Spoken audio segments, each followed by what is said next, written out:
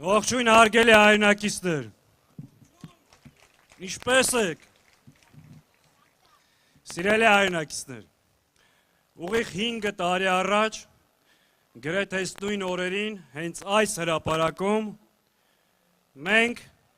ձեզ մի բան ենք ասում ենք, որ մեր երկրին մահ, պատերազմ և ողբերգություն բերած իշխանությունը, եթե վերարտադրվի, շատ թանկ ենք վճարելու։ Ասում ենք այն իշխանությունը, ով հանձնել է մեր հայրենիքը, իրավունք չունի վերարտադրվի։ Դժբախտաբար, այդ իշխանությունը կարողացավ ձեզ նորից մոլորեցնել, խաբել և վերարտադրել։ Եվ այս իշխանության վերարտադրության համար մենք շատ թանկ ենք վճարել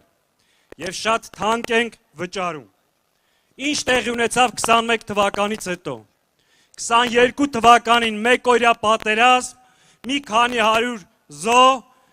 և Հայաստանի ռազմավարական բոլոր դիրքերը հանձնվեցին Ադրբեջանին։ Ընտրվելուց հետո 23 թվական Արցախի էթնիկ զտում, հայաթափում,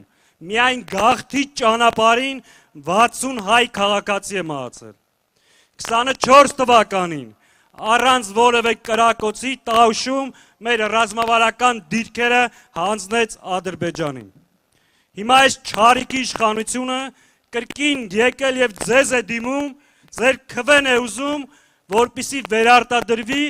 և Ալևի առջև կատարի իր պարտականությունները։ Մենք կարող ենք սրան թույլ տալ, որ մեր երկիրը շարունակի կործանել։ Կարող ենք։ Ժողովուրդ ջան, սա որ առավոտից իրիկուն ասում է տեր կանգնեք խաղաղությանը, իրականում ասում է տեր կանգնեք պարտությանը։ Իրականում ասում է տեր կանգնեք նվաստացմանը, ողբերգությանը,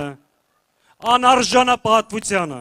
Մենք այս ամեն ինչը պետք է մերժենք ու մերժենք միասին։ Միասին։ Միասին։ Սիրելի ժողովուրդ, մարդ իր կյանքում մեկ անգամ կարող է սխալվել, կամ մեկ անգամ կարող է խաբվել։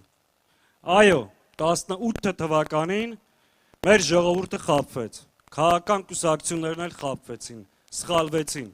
դրա համար շատ թանկ վճարեցինք։ Երկրորդ անգամ չպետք է խաբվեինք, դա անթույլատրելի էր, բայց կարողացավ երկրորդ անգամ էլ խաբել մեր ժողովրդին, գալ և շարունակել այն զիջումները, որ քիչ առաջ ասեցի։ Բայց երրորդ անգամ խաբվելը անդառնալի է լինելու։ Երրորդ անգամ խաբվելը և սխալվելը շատ ծանր հետևանքներ է ունենալու։ Հետևաբար,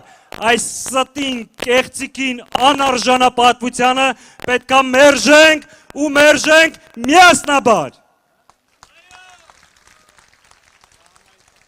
Ժողովուրդ ջան, չի կարա 5000-ամյա ժողովրդի ճակատագիրը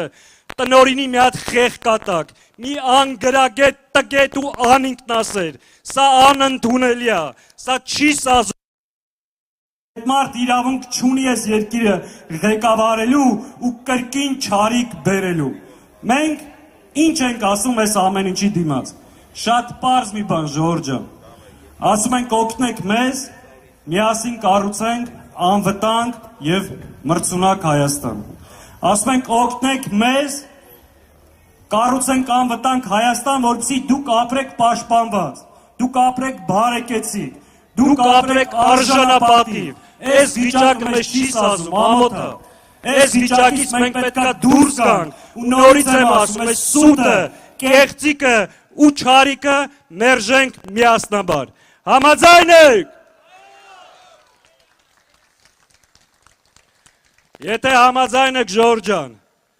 հունիսի 7-ին համար 17-ին, ընտրեք Հայաստանը